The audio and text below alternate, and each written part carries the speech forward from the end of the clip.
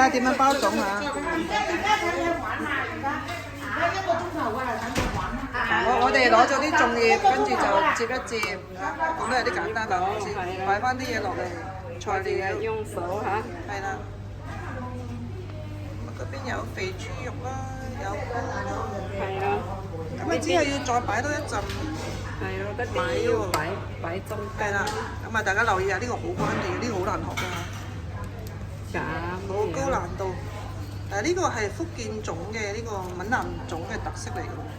你見我哋淨係用粽葉啦，同埋用好有限嘅呢個繩咧就可以包到。你睇下佢係翹兩翹啦，跟住就整兩下嘅呢個死結啦，係咪叫死結啊？之後最後打一個活結啊，咁就保障啦，佢唔怕流出嚟啦，好嘛？咁呢度係閩南堂，我哋包緊粽啊嚇，盼望有一日你都有機會嚟學下啊！